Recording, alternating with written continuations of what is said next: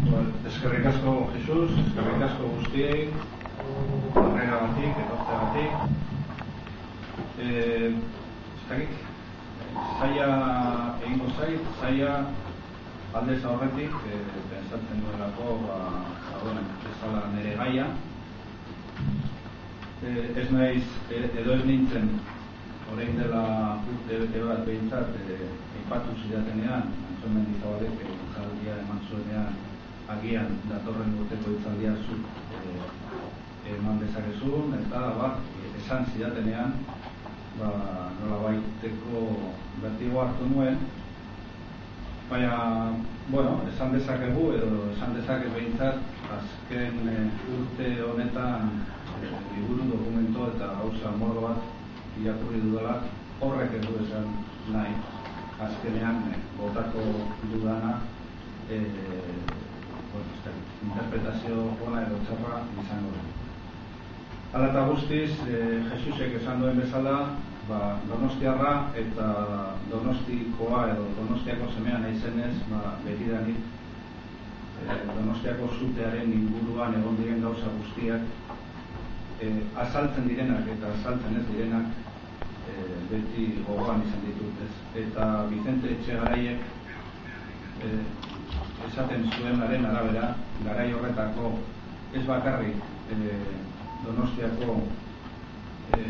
Donostiako paperetan azaltzen zen bezala ularra, gaur egun esango genuke bertsolaria, esaten zuen bezala nire Donostiako herritar maiteak kanta dezagun gogoz gure nahigabeak, munduak jakin dezan zer zaigun gertatu eta nolako estaduan garen gelditu.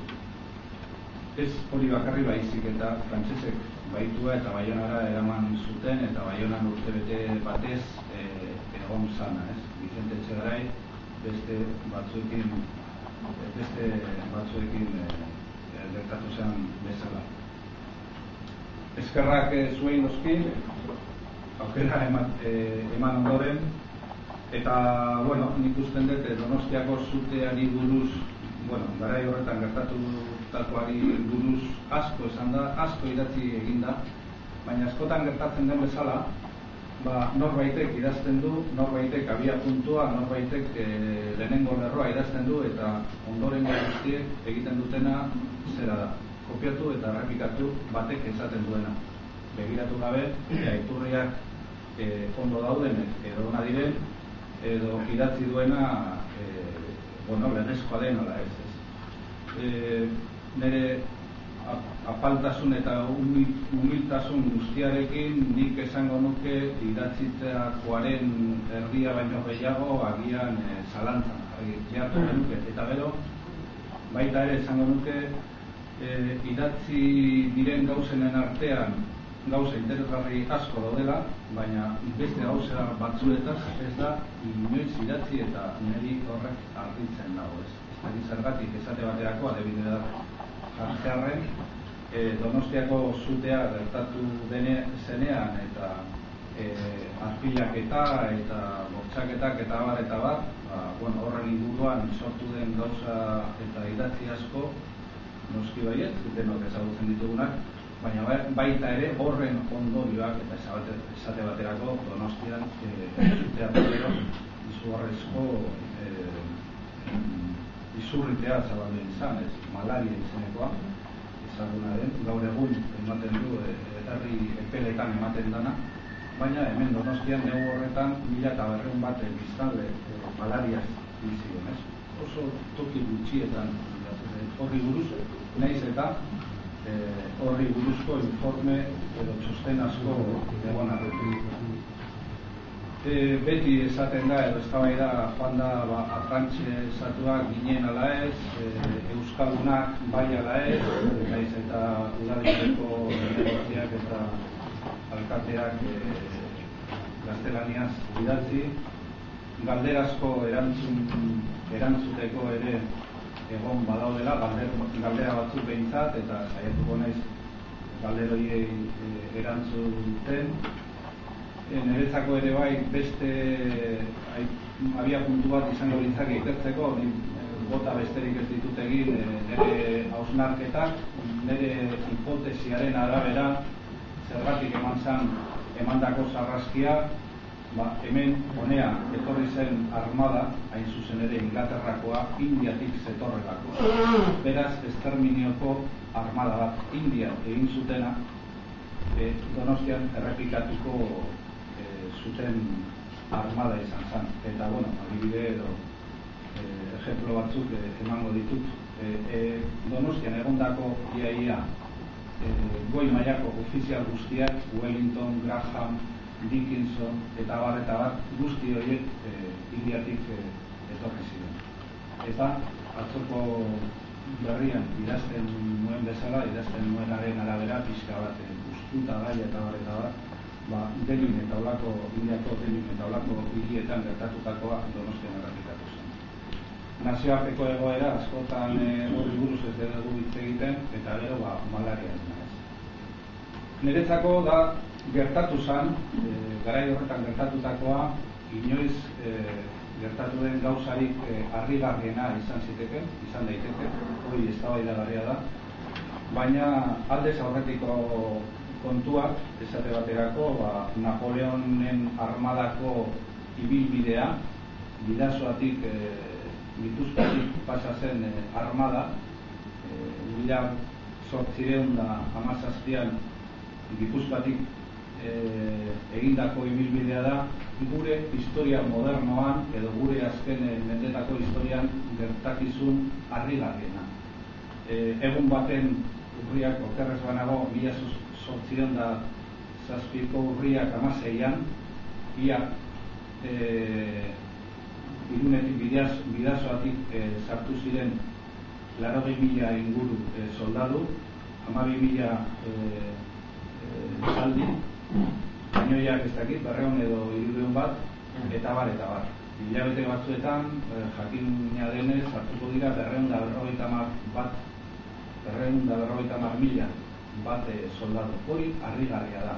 Pentsa dezakegu, edo pentsa daiteke, garai horretako biztanleriak, Gipuzkoan 1.000 eta gutxi gehiago biztanleak zitula Gipuzkoak, beraz, herriak oso txikiak ziren, eta orduan harrigarria izango zala. Gogoratu besterik ez, Pasaian, Donostiari zua eman ziotenean, Pasaian hala esaten dute, garaiko kronikariek, Pasaiko portuan, niri harrigarria iruditzen zaizen, eta irudiz ez dira sartzen, baina 600 itsasontzia han bertan kokatuak ziren.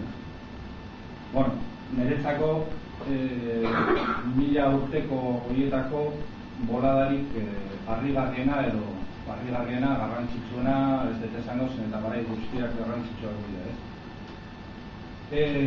Gero beste kontu bat, Donostia niretzako, ez naiz aditu militarra, ez dut gainera zientzia hori gustoko, baina ez dut uste garrantzi estrategikoa zuenik, gertatutakoa ikusita are gehiago, eta, hori aipatu ezkero, sartuko naiz zuzenean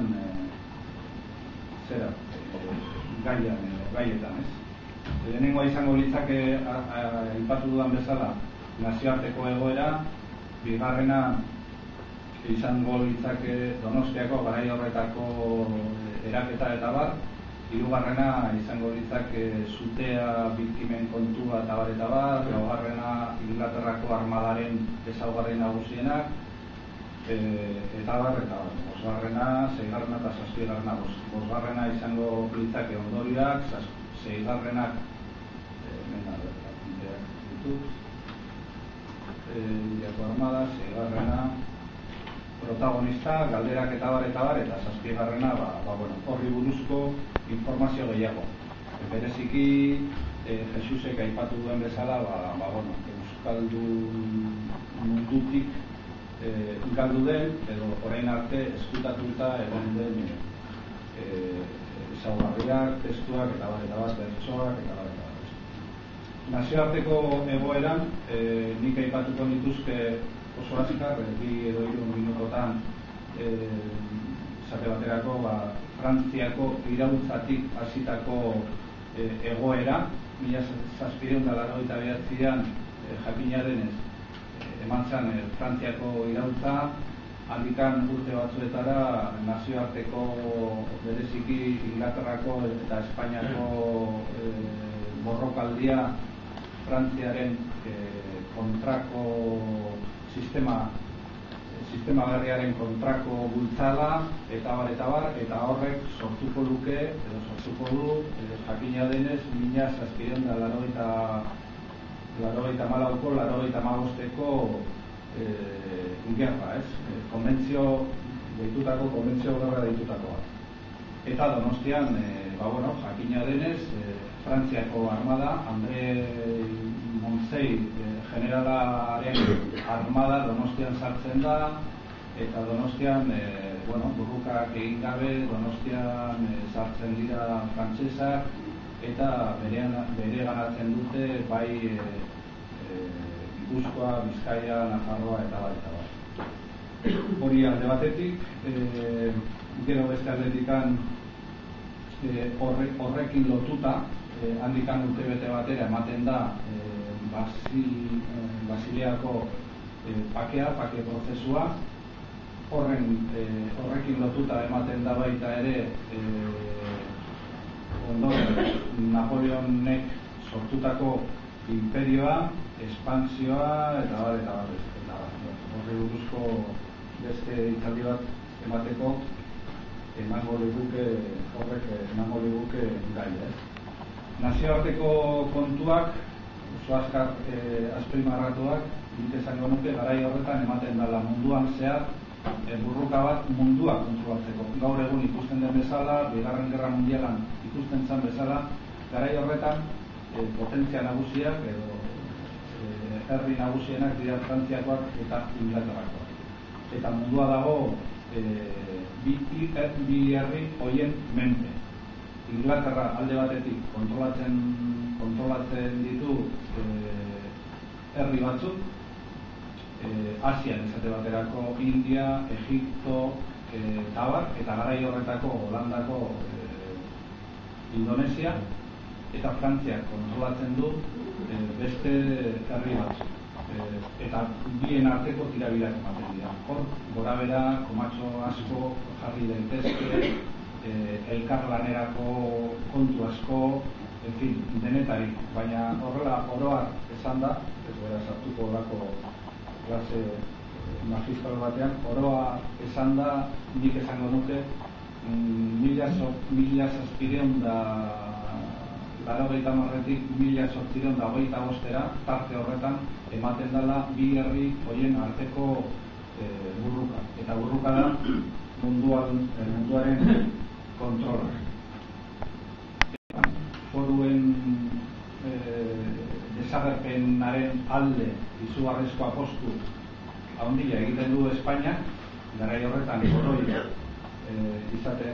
Godoy da erregearen morroia edo ministroa, eta horrek argi eta garbi esaten du foruak desagertu behar dira eta historiadore asko esan dutenaren arabera Napoleonen armadari esker ez zituzten foruak kendu. Eta, hankasgora jarri izan dana, eta gero, jakina denez, Fernando Zazpigarrena Espainiako tronoa lortuko duela. Foruaren aldeko matxinada dago Bizkaian, Bilbon, hain zuzen ere, Zamakolada izenekoa, 1705an, beraz, herria ere, hilpilean dago. Garai horretan esan dezakegu, zehazteko gehiago, Euskal Herria baditula gaur egungo biztanlearen 20% edo, egun dituen 20%, Bizkaiak esate baterako 104.000 biztanle ditu, Gipuzkoak ez dakiren aipatu dudan 120.000, beraz Bizkaia baino gehiago, eta Araba 71 biztanle ditu.